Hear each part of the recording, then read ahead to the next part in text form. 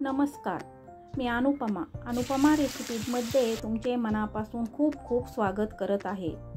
तर आज आपण उपवासाचा बटाट्याचा कीस कसा बनवायचा ते बघणार आहोत। पांढरा शुभ्र कुरकुरीत बटाट्याचा कीस बनवण्यासाठी मी काही तुम्हाला टिप्स सांगणार आहे, तर तुम्ही रेसिपी शेवटपर्यंत नक्की पहा। तर चला बनवूया आपण आपली रेसिपी। त्यासाठी इथं मी मोठ्या आकाराचे 3 बटाटे घेतले आहेत। आता मोठ्या बटाट्यामुळे आपला कीस अगदी लांबसडक होईल। तर आता आपण ह्याची साले काढून घेऊयात।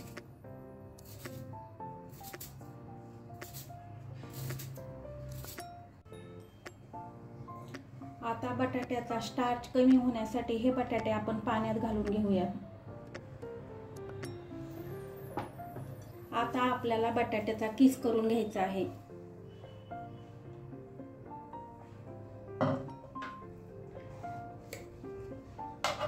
त्यासाठी येथे मी वेफरची स्लायसर वापरत आहे। तुमच्याकडे स्लायसर उपलब्ध नसेल तर तुम्ही ती खिसणीच्या सहाय्याने करू शकता। आता आपल्याला बटाट्याच्या पातळ स्लाइस बनवून घ्यायचे आहे। त्यासाठी मी असा बटाटा आडवा धरला आहे।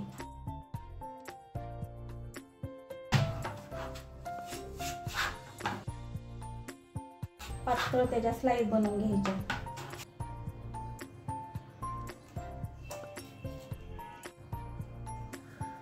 आपल्या स्लाइस तयार झालेल्या आहेत। आता ह्या स्लाइस आपल्याला अशा पद्धतीने एकावर एक 4 ते 5 आपल्याला ठेवायचे आहेत।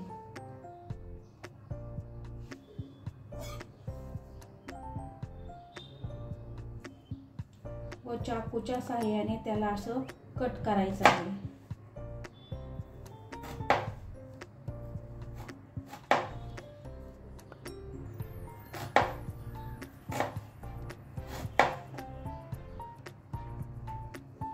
हे बघा, तुम्ही बघू शकता आपला कीस किती छान तयार झालेला आहे।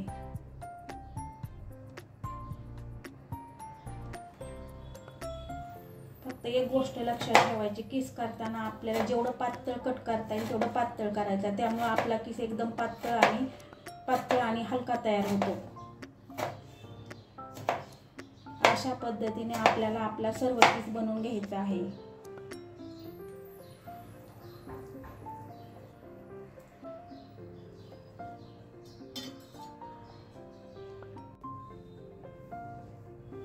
आता आपला सर्व कीस बनवून तयार आहे। तर आता हा कीस आपल्याला पाण्यामध्ये घालायचा आहे।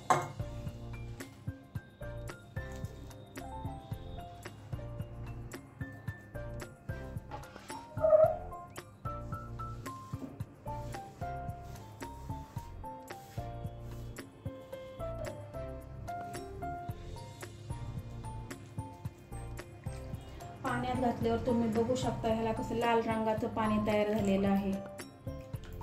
तर असं पाणी तयार होऊ नये व आपले बटाटे सुकवताना ते लालसर पडू नयेत, त्यासाठी आपल्याला हे 2-3 पाण्याने स्वच्छ धुवून घ्यायचे आहेत। आता हा कीस मी 2-3 वेळा स्वच्छ पाण्याने धुवून घेतला आहे व तो चाळणीत त्याचं पाणी गाळून घेतलेलं आहे। आता आपल्याला ह्या किसाला थोडं वाळवायचं आहे। त्यासाठी मी इथे एक सुती कपडा घेतलेला आहे। आता त्याच्यावर आपल्याला हा कीस पसरून ठेवायचा आहे।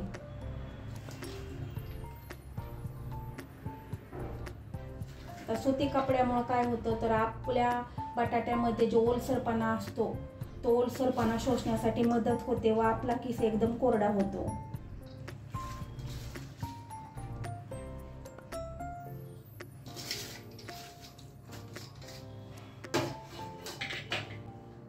आता हा कीस आपल्याला 5 ते 7 मिनिटं असाच पसरून ठेवायचा आहे। त्यामुळे तो कोरडा होईल आणि मग आपल्याला चिवडा बनवण्यासाठी तो तयार असेल।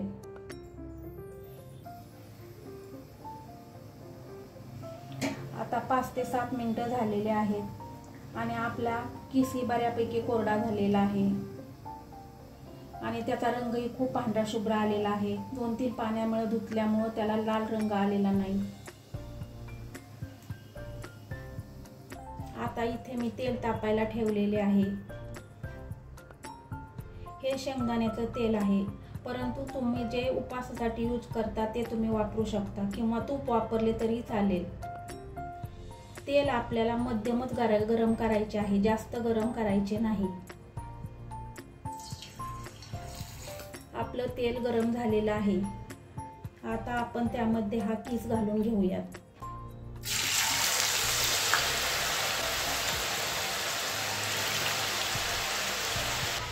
तेल जास्त जर गरम केलं तर काय होतं, त्याला रंग एकदम लाल येतो, परंतु ते कुरकुरीत राहत नाहीत। म्हणून तेल मध्यमच गरम करायचे आणि गॅसची फ्लेम ही मिडियमच ठेवायची।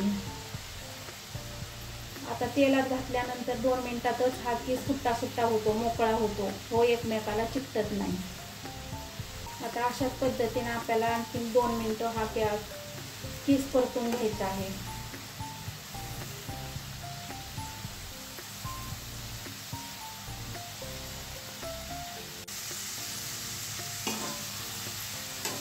आता ह्यावर जी बुडबुडे येत होते ते एकदम पूर्णपणे बंद झालेले आहेत, म्हणजे आपला आता किस तळलेला आहे। तर आपण ह्याला आता एका पेपरवर काढून घेऊया।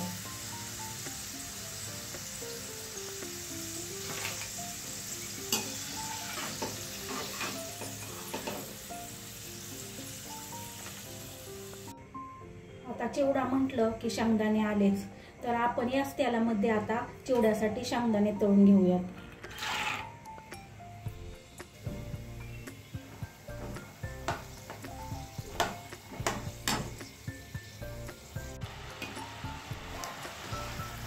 आता आपल्या शेंगदाण्याला चांगला सोनेरी रंग आलेला आहे। आता त्यामध्ये आपण थोडेसे काजू घालून घेऊयात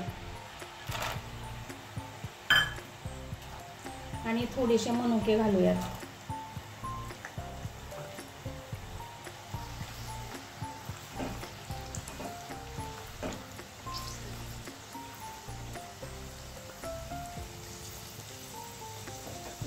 आता हे सर्व जिन्नस आपण तेलाच्या बाहेर काढून घेऊयात।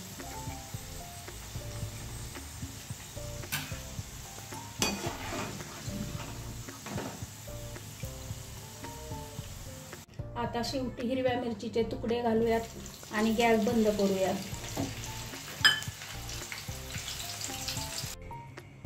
तर आता आपण चिवडा बनवण्यासाठी बाउलमध्ये तळलेला किस घेतलेला आहे, त्यामध्ये हे तळलेले शेंगदाणे घालून घेऊयात। तळलेले ड्रायफ्रूट घालून घेऊयात।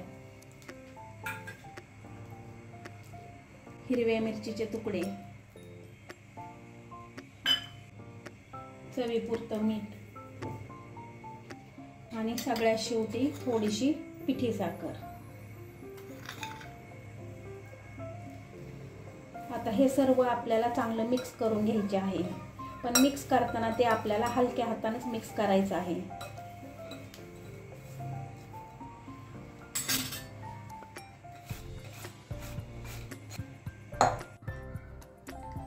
तर असा हा आपला पांढरा शुभ्र कुरकुरीत चिवडा तयार आहे।